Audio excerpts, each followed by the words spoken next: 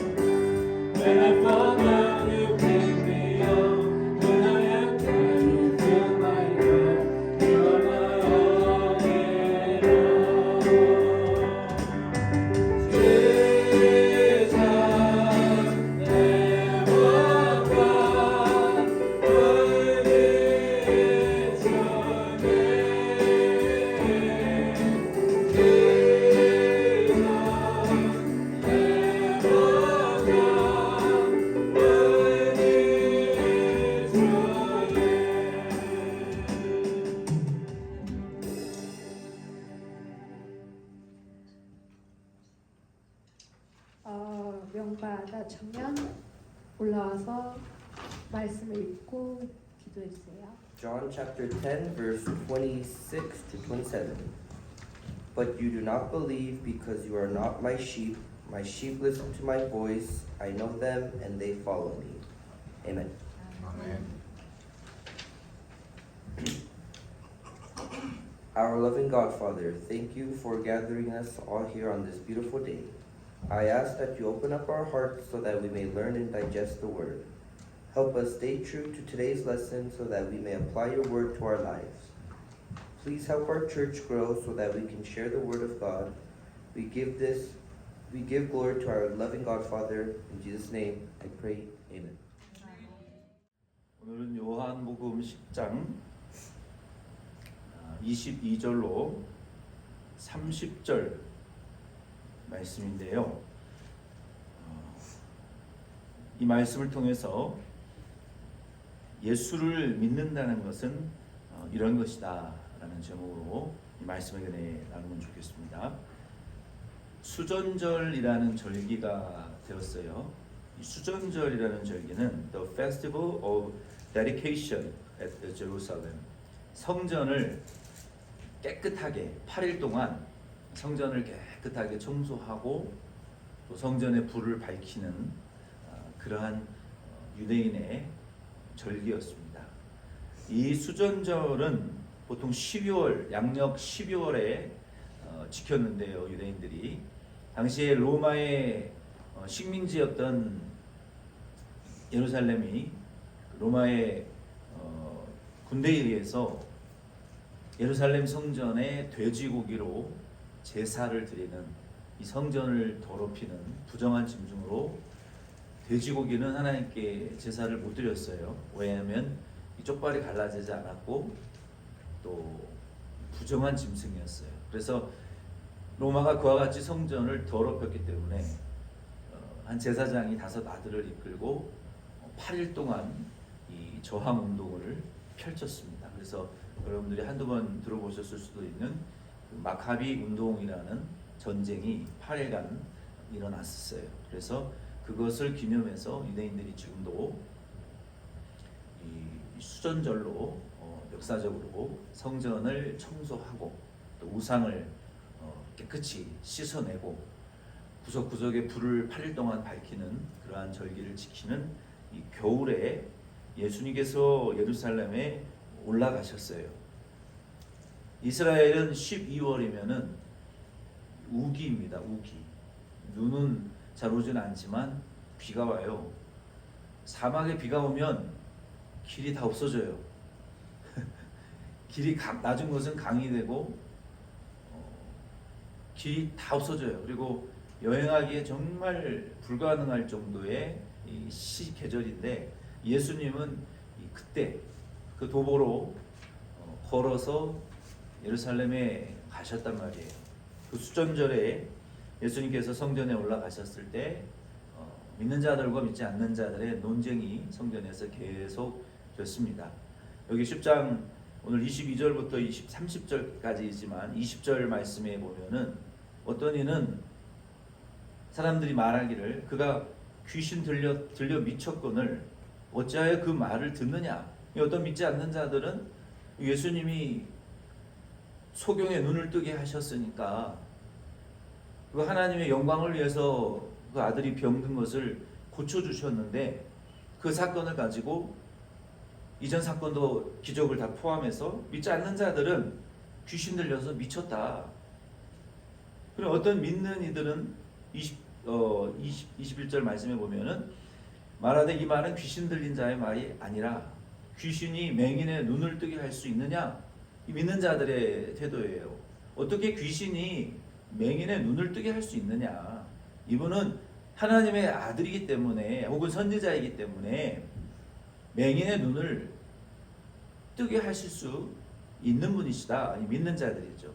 믿지 않는 자들은 귀신 들려 미친 자의 말을 너희가 왜 듣느냐?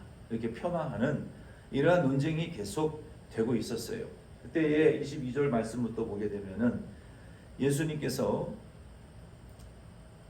첫 번째 교훈을 그들에게 가르쳐 주십니다. 믿음이라는 것은 기적만을 바라는 것이 믿음이 아니다.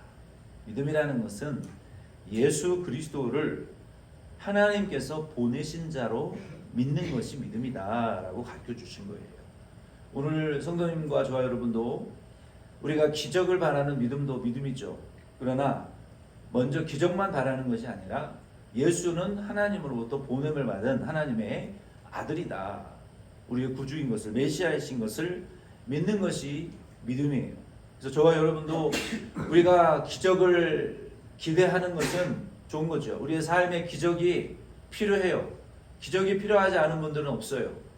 우리 개인적으로, 교회적으로, 참 가정, 국가적으로, 민족적으로 기적이 필요해요. 지금 뭐 여러 캐나다 막 동부 이쪽에 저기 북쪽에 지금 하나님의 기적이 필요하지 않습니까? 어떤 정신 나간 사람이 차에 불을 붙여서 그 숲속으로 차를 밀어 넣어 가지고 지금 캐나다 그 근경에 불이 붙어서 미국도 얼마나 그 많은 땅이 지금 불타고 있어요. 하나님이 비를 내려 주셔야 불이 꺼져요. 소방서 인간의 능력으로는 끌 수 없는 상상을 초월하는 이 면적이거든요. 이 기적이 필요해요.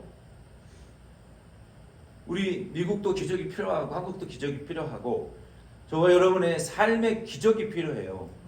우리의 가정에 개인적으로도 우리에게 기적이 필요해요. 그러나 믿음이라는 것은 불가능을 가능하게 하는 그 miracle, signs and wonders, 기적만을 바라보는 것이 참된 믿음이 아니라 예수는 하나님의 보냄을 받으신 메시아다, 구주다. 요것을 믿는 자에게 기적도 일어나게 되는 것을 여러분 믿으시기를 바랍니다. 예수님께서 이 말씀을 논쟁하는 자들에게 22절 26절에 가르쳐 주셨어요. 그 내용을 한번 살펴봅시다. 22절로 먼저 24절 말씀을 보면은 예루살렘의 수전절이 이르는 때는 겨울이라.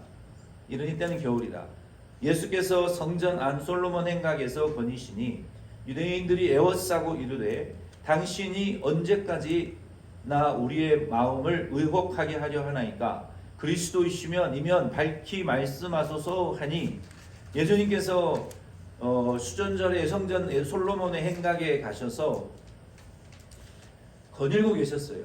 아마 뭐 춥기도 했지만 예수님 그들에게 복음을 전하기 위해서 기다리셨던 것 같아요. 마침 유대인의 그 무리들이 예수님에게 달려나와서 마침 잘됐다. 예수님을 그냥 궁지에 몰아놓고 언제까지 우리를 헷갈리게 할 것이냐. 당신이 그리스도 메시아면 메시아라고 분명히 말해라. 이렇게 예수님을 협박했어요. 예수님께서 맹인의 눈을 치료해 주신 그 사건을 빌미로 사람들의 마음이 다 예수님에게 향하고 있었어요. 다 예수를 바라보고 기대하고 있었어요. 예수님에게 소망을 걸고 있었어요.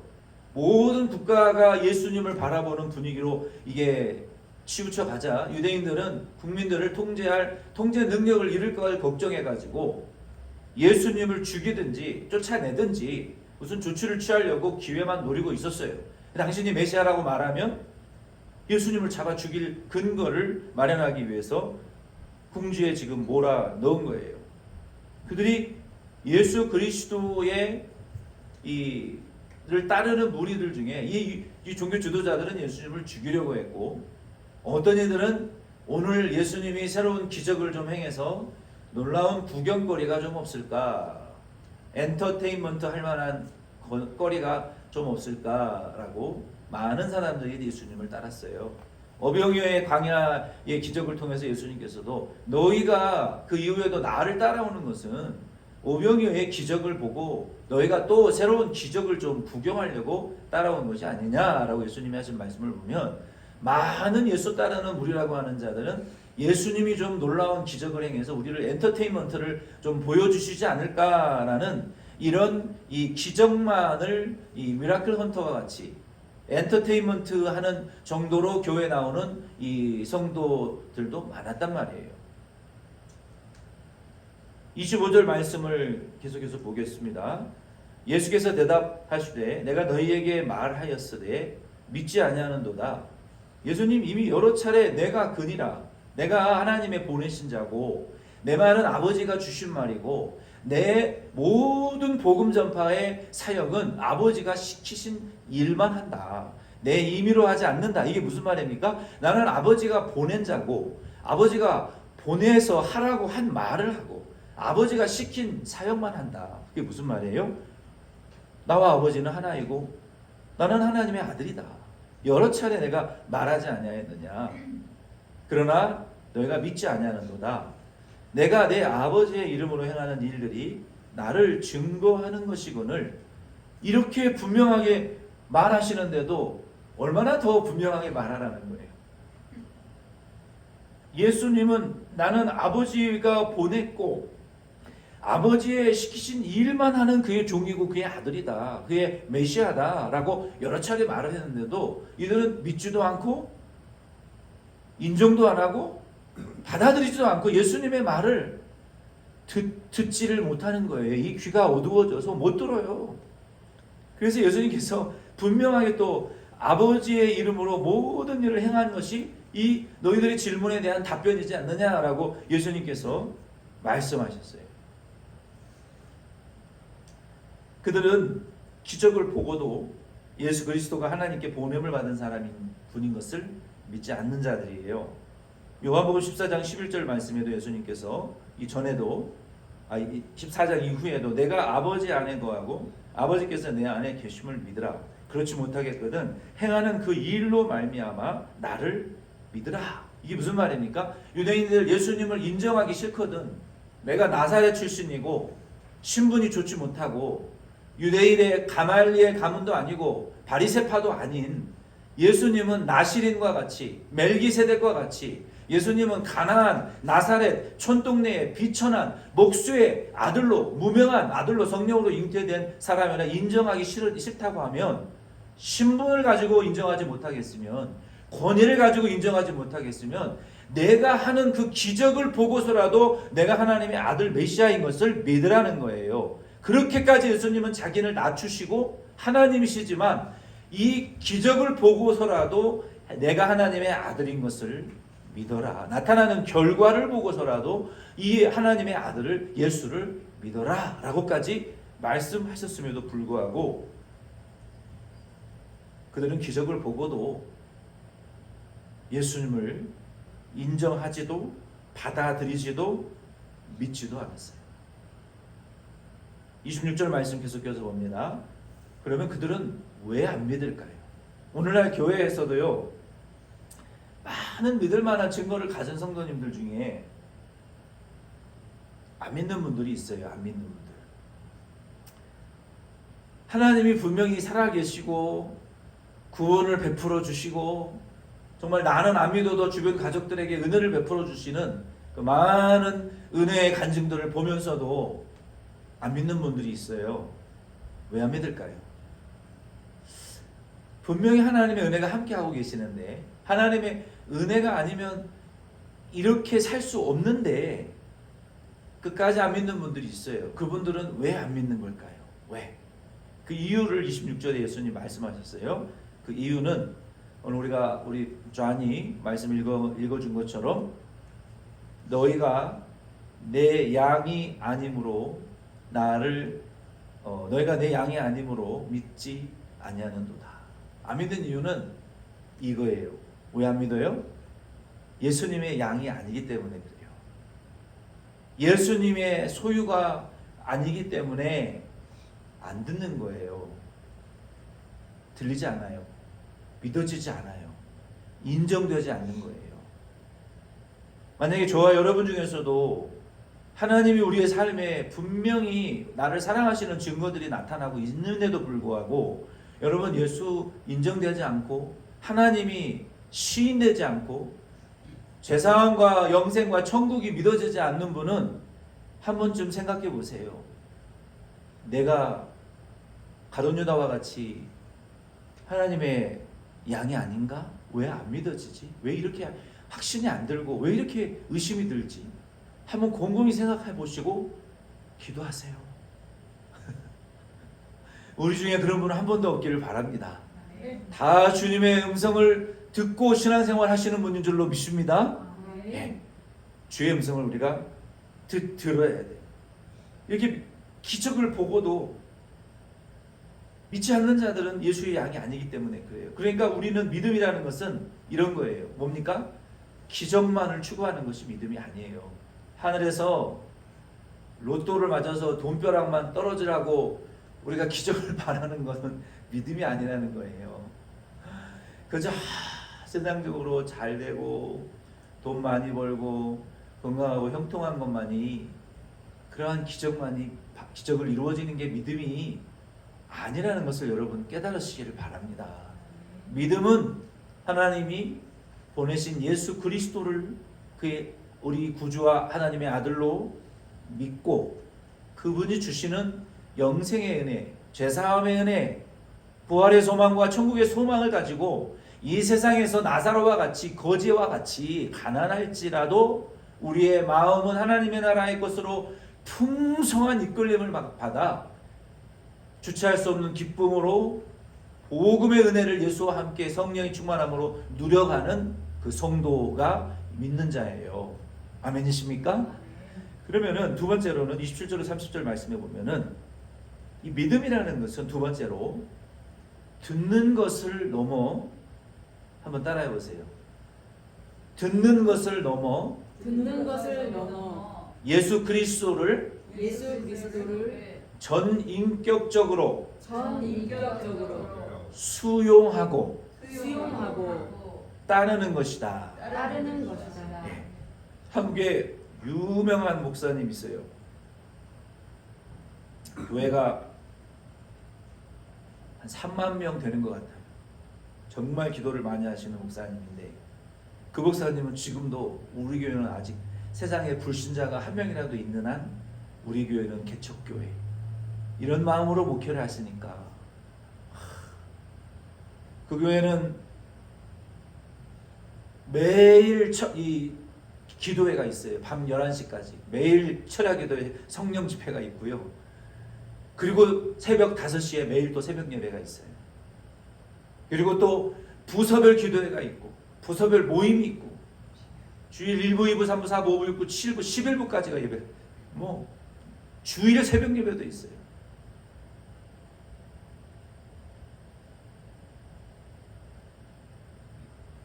그리고 하여튼 그 교회는 평신도들이 너무 기도를 많이 해서 교역자들이 배겨가지고 나가지 못하고 튕겨나갈 정도로 평신도의 신앙을 교역자가 따라갈 수 없을 정도의 교회예요. 그래서 못 모르고 지원했던 교역자가 지쳐나가 떨어지는 교회에 사역을 할 수 없을 정도로 기도를 많이 하는 교회예요. 평신도들이 얼마나 기도를 뜨겁게 많이 하는지 모르겠어요. 그 목사님은 그런 마음으로 목회를 하시니까 부흥되는 거예요. 교회가 몇만 명이 되는데도 불신자가 있는 한 우리 교회는 개척교회다.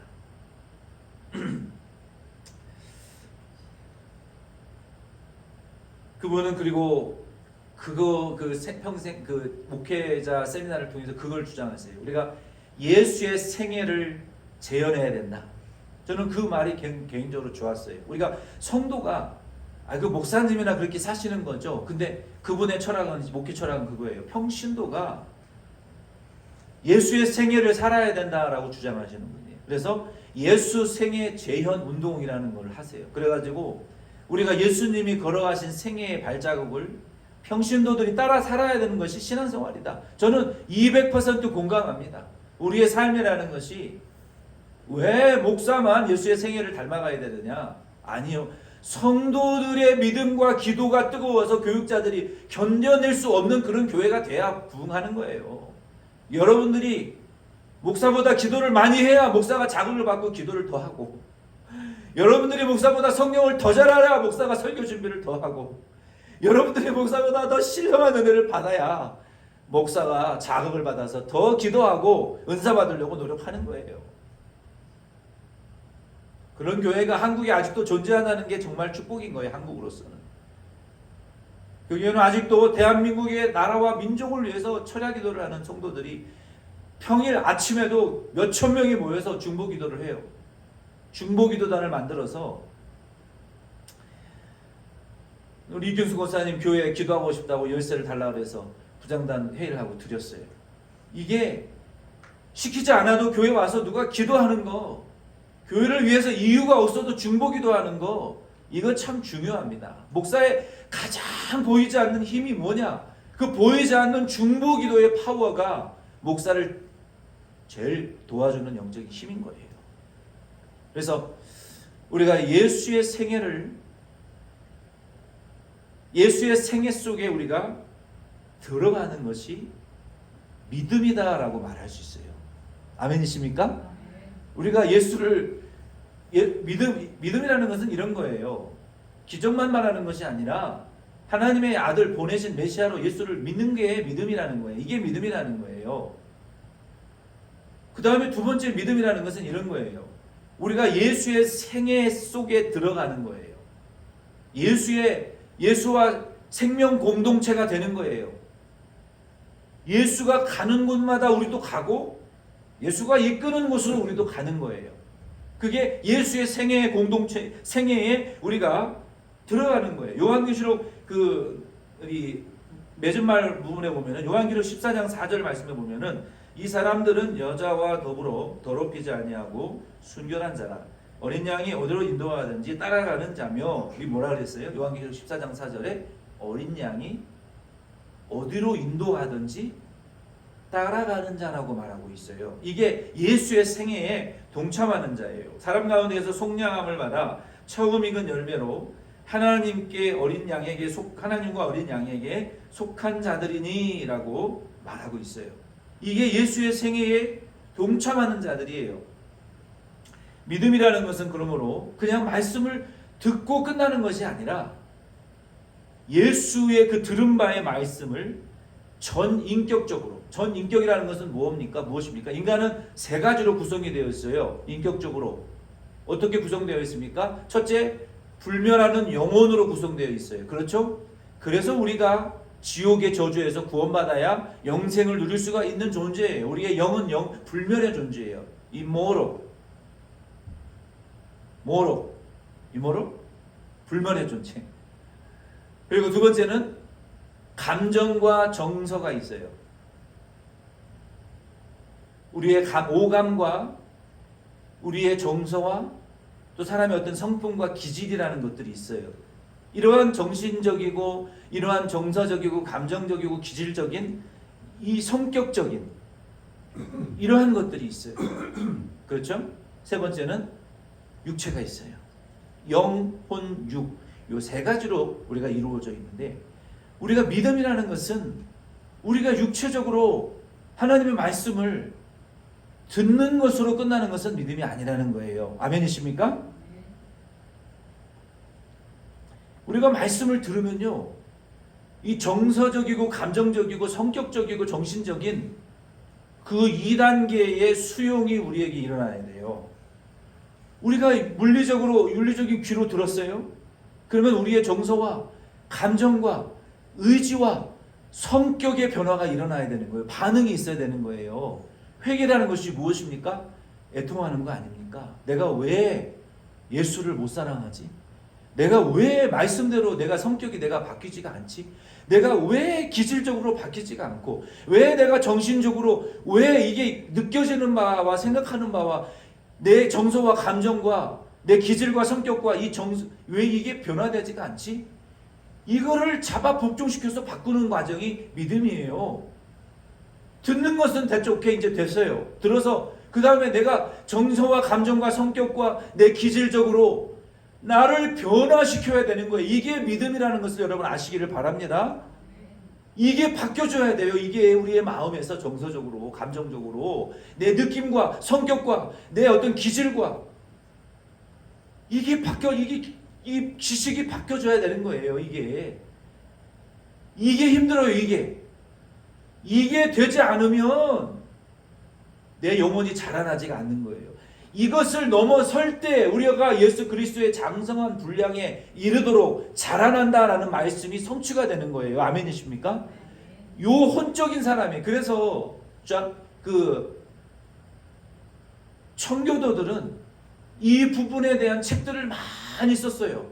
인간의 감정과 정서와 기질과 성격이 변화되어야 되고 어떻게 변화되어질 수 있는가? 어떻게 그리스도의 심장이라는 것은 무엇입니까? 우리가 emotionally, 우리가 psychologically, 우리가 socially, 우리가 characteristically 우리의 인격이 어떻게 변화되어지고 바뀌어져야 되는가? 옛날에 죄의 습관을 마귀의 노예의 습관에서 우리의 이 성격과 인격, 정서와 감정과 기질들이 어떻게 변화되어질 수 있는가에 대한 책들을 청교도들은 많이 썼습니다. 그래서 우리가 그 신앙의 고전들을 읽으면서 성경이 다 말해주지 못하는 우리의 이 감정과 정서를 어떻게 변화시킬 수 있는 것인가에 대한 고전에 대한 책들도 우리가 좀 읽으셔야 되는 거예요. 그래서 우리가 그리스도의 장성한 분량에 이르기까지 우리의 이 정서적이고 감정적인 변화들이 일어날 때 내 안에 그리스도의 인격이 드디어 만들어지는 거예요. 여러분 이해되십니까? 이와 같이 우리의 육과 정신과 우리의 영의 삼박자가 맞아서 그리스도를 우리가 전 인격적으로 수용하는 것, 정신적인 것까지 수용하고 그리고 그를 따라 사는 것이 믿음이다라고 두 번째는 말할 수가 있는 거예요. 27절 말씀에 보면 예수님께서 내 양은 내 음성을 들으며 나는 그들을 알며 그들은 나를 따르느니라. 여기 27절 말씀에 예수님의 양들은 이 몇 단계로 예수님을 따르는데요. 첫째는요, 예수 믿는 사람들은 그의 음성을 듣는다 그랬어요. 듣는다. 예수님이 듣는다라고 하셨을 때 쓰셨던 헬라어 단어는 아쿠아예요. 아쿠아. 이 헬라어 아쿠아라는 단어는 listen to, 그냥 hear이 아니에요. 이 지각동사 hear이 아니라 listen to. listen to라는 것은 아주 주의를 기울여서 경청하는 태도를 가리키는 거예요. 이 아쿠아 listen to라는 것은 청각적인 들음만을 의미하는 것이 아니라 그 들은 바 내용에 대한 정신적인 이해와 정신적인 수용의 태도를 가리키는 거예요.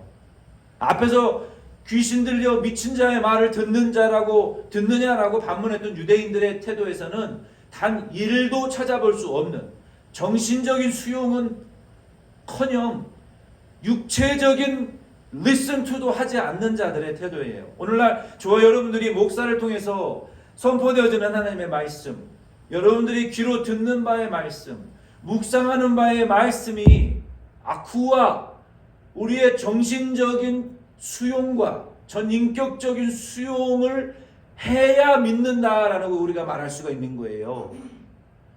그것을 받아들이고 믿고 받아들여야 먼저 내게 은혜가 되는 거예요. 내게 은혜가 내 중심으로 은혜가 되어지고 여러분이 말씀에 막 끌려가지고 배고픈 자가 집에 막 달려가서 밥솥을 열고 김치를 막 퍼먹는 이 크레이빙 하는 것처럼 그리고 배부르다 만족스럽다 하는 것처럼 우리가 하나님의 이 말씀에 대한 이러한 전적인 이 수용을 가지고 소화시키고 그리고 우리의 전인격적이고 정신적인 수용을 먼저 하는 것이 아쿠아, 그를 듣는다라고 말할 수가 있는 거예요. 그리고 이 아쿠아 한 다음에는요, 그의 음성을 듣는 자, 전인격적으로 수용한 다음에 그 다음에 예수를 따라갈 수 있다라고 말했는데 여기서 따른다라는 동사는 아콜루데오, 팔로우, 그러니까 아콜루데오, 아쿠아하고 아콜루데오라고 하는 것은 그냥 예수와 함께 동행하다, 예수를 뒤따라가다, 예수님의 운명에 동참한다라는 이러한 의미가 있어요. 그러니까 우리가 예수님을 따른다라고 말할 때는요, 이제 더 이상 내 인생, 내 삶에는 내 인생이 없는 거예요. 예수의 운명 속에 우리가 들어가게 되는 거예요. 아멘이십니까? 우리가 아콜루데오, 우리는 팔로우이다. 예수님을 팔로우하는 사람들이다. 우리가 아쿠아, 예수님의 음성을 listen to 하는 사람들이다. 믿는다라고 내가 본어게인 크리스찬 믿는다라고 말할 때는 여러분 조심하셔야 돼요. 내가 예수 그리스도의 운명 공동체로서 예수님이 가는 곳으로 가고 예수님과 공동체로서 운명에 참여하는 자로서 믿는 자라고 말할 수 있을 때 팔로우라고 말할 수가 있는 거예요. 교회 나온다고 팔로우가 아닙니다.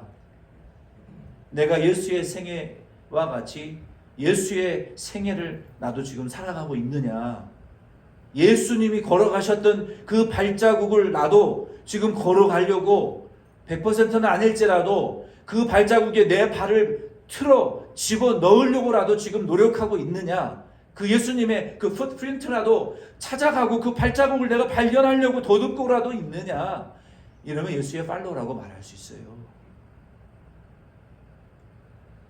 예수의 운명에 나를 틀어 넣으려고 노력하는 자면 팔로워라고 말할 수 있어요. 우리가 예수의 운명의 공동체에 예수와 함께 한다라는 것이 예수를 따르는 자예요. 예수님께서도요, 너희들이 나를 따라와라, 예수님 부르셨죠?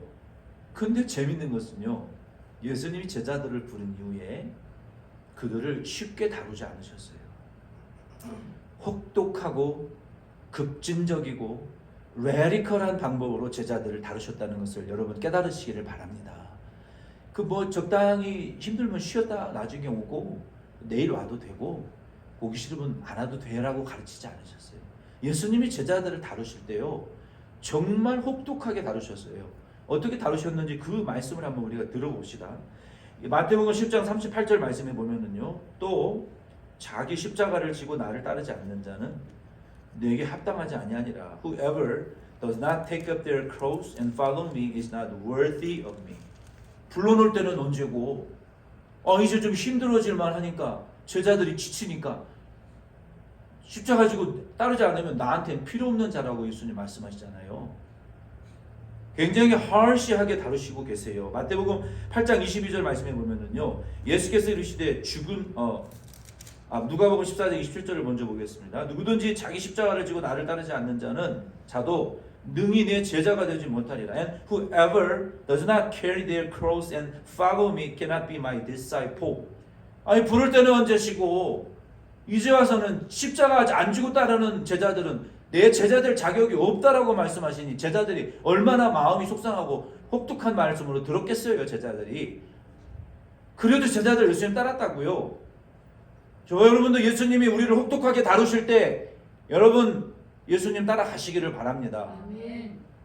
아꼴로데요, 나와 예수님은 하나인데 주여 내가 당신을 떠나 이제 더 이상 어디로 가겠나이까. 이제 하나가 돼버렸는데, 이제는 나는 당신과 하나인데, 나는 당신의 운명 속에 들어가 버렸는데 이제 와서 내가 어디로 당신을 버리고 따라가 어디로 가겠나이까? 라고 대답할 수 있으셔야 돼요. 예수님 십자가 지고 나 따르지 않는 너희들 내게 가치도 없고 필요도 없어, 제자도 아니야 라고 말할 때 그때라도 우리 예수님 따라가셔야 돼요. 그리고 심지어 예수님은요, 마태복음 8장 22절 말씀에 이렇게 말씀하셨어요. 어떤 제자가 따르고는 싶은데 나 지금 아버지 죽어서 장사 치르고 올게요. 예수님 뭐라 그러는 줄 아세요? 예수께서 이르시되 죽은 자들이 그들의 죽은 자를 장사하게 하고 너는 나를 따르라 하시니라. But Jesus told him, follow me and let the dead bury their own dead. 가족들을 뒤로 하고라도 지금 내가 부를 이 시점에는 너는 나를 따라야 된다.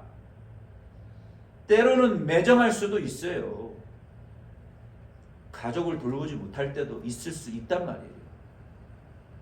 그러나 예수가 더 중요할 때는 예수를 선택해야 된다는 거예요. 혹독하고 매정하죠? 예수의 제자 되는 길이 결코 이지한 길이 아닙니다.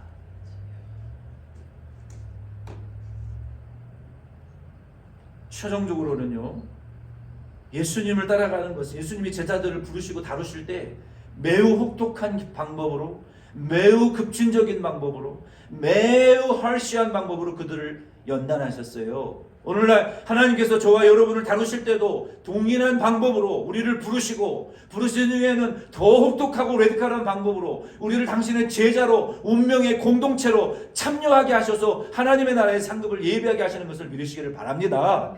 고난 없이, 피 흘림 없이 상급 없습니다. 자기 희생 없이 하나님 나라 상급을 기대하지 마세요. 그런 길은 십자가의 성경의 길에 없어요. 제자의 길에 없어요. 편안하게 적당히 예수 믿는 길은 성경에 없습니다.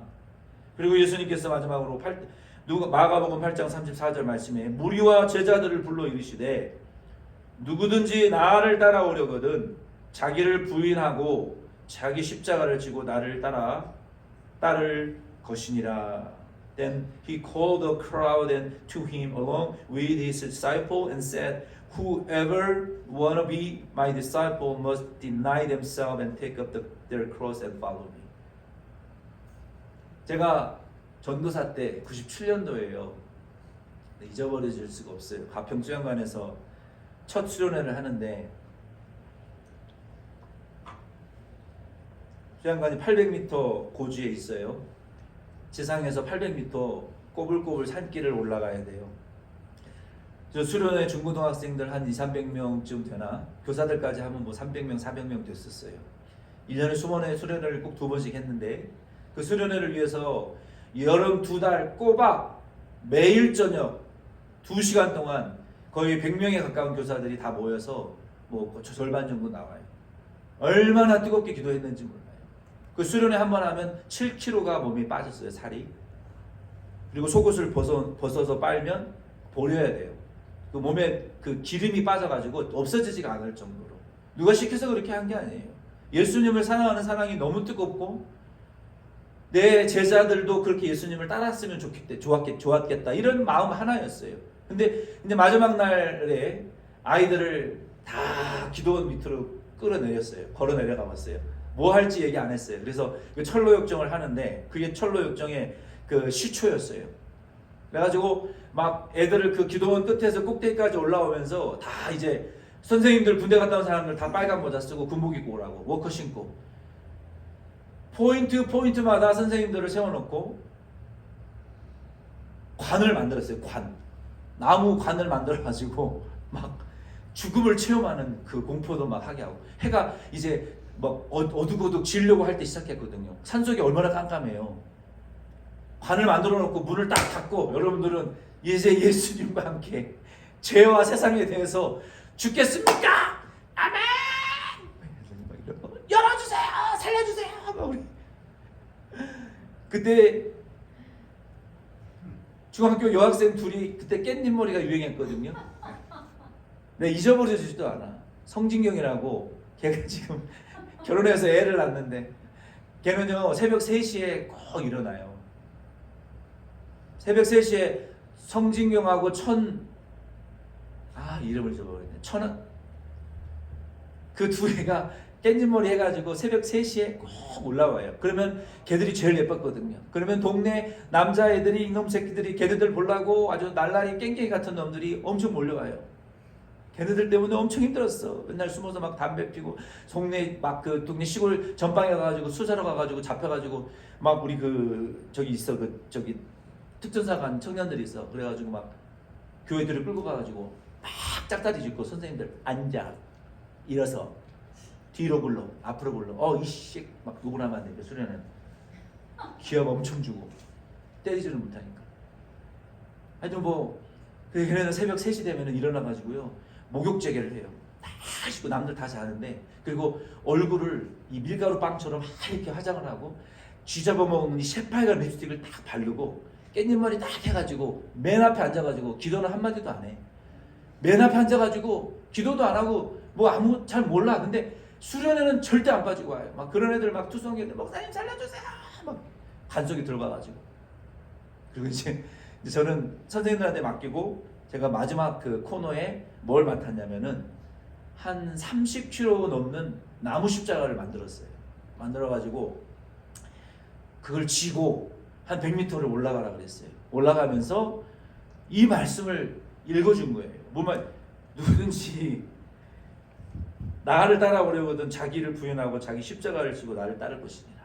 이게 힘들어서 우는 건지 은혜를 받아서 우는 건지는 모르겠지만 애들이 그 십자가를 지고 마지막에 그 기도원에 이제 고지가 보이니까 울어서 그 앞에 놓여있는 수박이랑 음료수를 보고 반가워서 울었는지는 모르겠지만 마지막에 올라가면서 막 자빠지고 막 무릎이 까지고 막 그러면서 자기를 부인하고 십자가를 지고 아마 이제 힘들어서 또 울고 은혜 받아서 울었겠지. 그때 그 아이들이 그렇게 하고 이제 또 올라가서 2시까지 막 뜨겁게 찬양하고 뒤집어지고 성령 받고 방언하고 아주 난리도 아니었어요. 난리도. 그리고 나면은요 애들이요 학생들이고 교사들이고 잠을 안 자요. 밥도 안 먹어요. 얼굴이 완전히 달라져요. 그 수련회를 너무너무 사모해요. 저도 그렇고. 그때 변화가 일어나는 거예요. 다 술 먹고 담배 피고 타락했던 애들이 방언 받고 꿈을 꾸고 환상을 보고 은혜를 받고 벌떡벌떡 뛰면서 새벽 2시까지 찬양을 하고 요즘 뭐 예람 월십이라고 한국이 유행하는데 그 예람 월십은 비교의 대상도 안 돼요. 아이들이 미쳐 날뛰는 거예요. 그냥 세상적인 말로 하면 나이트클럽이 따로 없어요. 누가 시키지 않았는데 성령으로 얼마나 충만하게 너무 기쁜 거예요. 구원받은 은혜가. 콜로라도 와서는 그런 집회를 눈시고 내가 찾아본 적이 없어요. 그게 뭔지도 몰라. 근데 어쨌든 그때 이 말씀을 가지고 아이들에게 누구든지 나를 따라오려거든 자기를 부인하고 예수를 십자가를 지고 나를 따라라 그렇게 하고 마지막에 그 기도원에 이제 관리 집사님한테 부탁을 해가지고 꼭대기 성전 꼭대기에다가 이 철 와이어를 딱 해가지고 장작불에 해가지고 거기다 불을 빡 천정에서 꼭대기에서 불이 내려와요. 그럼 불이 한 100m 슉 내려가지고 캠프파이어에 불이 빡 붙으면은요 야외에서 우리가 거기서 막 캠프파이어 하고 막 자기 죄 목록 써가지고 막 불에 태우고 그게 이 그 모교의 그 수련의 그 모체 그때 시작이 된 거예요. 그 모든 형식이 그런 걸 제가 다 만들었다 이거 아닙니까? 근데 지금은 다 죽었어. 그게 다 죽고 없어. 안 해. 그게 97년도 최초거든요. 얼마나 그때 그 성령의 뜨거운 그 지금 그 청년들이 다 모교회 지금 그 주체들이에요. 그들이 나를 보면은 목사님 난 그때를 잊어버릴 수가 없어요. 우리 왜 그때까지 수련회 못해요 요즘은? 그때 정말 뜨거웠어요. 정말 뜨거웠어요. 정말 누가 시키지 않았는데도 얼마나 폭폭 부흥이 많이 일어났는지 몰라요. 내가 가장 많은 은혜를 받았어요. 그 수련회 할 때마다 저는 그래서 그 수련회 갔다 오면은 한 몇 주 동안은요 머리 구름 위에 떠 있는 것처럼 벙벙하고 새로 어디 다른 세계에 사는 것처럼 배도 고프지 않아요. 너무 그 수련회가 또 행복하게 좋았어요. 전도사 때. 어쨌든 그때 그 말씀이 생각이 나요. 그러면서 누구든지 나를 따라오려거든 자기를 부인하고 십자가를 지고 나를 따를 것이니라. 오늘 저와 여러분도 우리가 예수를 믿는다는 것은요 예수의 운명에 우리가 들어가는 거예요. 예수를 전인격적으로 우리가 수용하는 거예요. 그리고 예수님이 때로는 우리를 거칠고 급진적이고 힘들게 우리를 다루실 때도 있어요. 그러나 그때에도 우리가 예수 믿는 자라고 하면 자기를 부인하고 예수를 따라가실 수 있는 진짜 예수 믿는 저와 여러분들 다 되실 수 있기를 바랍니다. 말씀을 맺습니다. 이제 예수님께서 28절 30절 말씀해 보면은 내가 그들에게 영생을 주노니 영원히 멸망하지 아니할 것이요 또 그들을 내 손에서 빼앗을 자가 없느니라. 그들을 주신 내 아버지는 만물보다 크심에 아무도 아버지 손에서 빼앗을 수 없느니라. 나와 아버지는 하나이시니라 하신대. 아멘.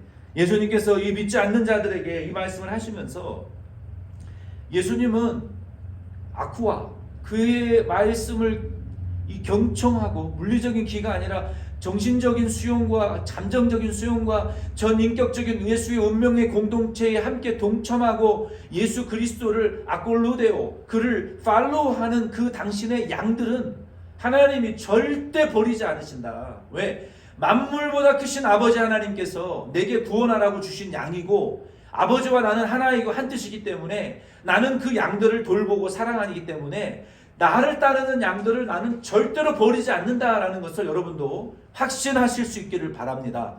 우리가 예수의 운명에 우리가 들어가고 예수를 전 인격적으로 수용하고 그를 따르는 양들을 예수님은 절대로 버리지 않고 포기하시지 않고 어떠한 만물도 우리를 예수의 사랑으로부터 끊어내고 예수 믿는 일을 방해할 수 있는 세력이 만물에 없다는 것을 여러분 꼭 확신하시기를 바랍니다. 예수님 그 말씀을 하시고 말씀을 맞추셨어요. 그러므로 성도는 기적만을 추구하는 신앙을 갖지 말고 예수가 하나님의 아들 하나님으로부터 우리를 구원하기 위하여 보내신 분인 것을 여러분 믿으시기를 바랍니다. 이거 자체가 기적이기 때문에 그래요. 그리고 예수 그리스도를 전 인격적으로 수용하시고 그의 생애에 동참하실 수 있기를 바랍니다. 그러면 하나님께서 저와 여러분의 지금 환경이 어렵고 지금 우리의 상황이 좋지 않다고 해서 기적이 일어나지 않는다고 해서 하나님 우리를 버리신 것이 아니라 하나님이 저와 여러분들을 오늘 이 말씀을 통해서 만물보다 크신 아버지 하나님이 내게 주신 성도다. 내게 주신 하나님의 아들이고 내게 주신 딸이다. 너희들은 대모션 양육교회는 내게 주신 교회다. 내가 너희를 결코 버리지 않고 어떠한 어려움에도 빼앗기지 않을 것이다 라는 주의 음성으로 여러분 믿으시기를 예수 이름으로 꼭 권면을 드립니다. 자리에 일어서셔서 이 손에 있는 부귀보다 주를 더 사랑하는가 이 찬양 우리 믿음의 결단으로 우리 하나님 앞에 같이 올려드리고 축도하겠습니다.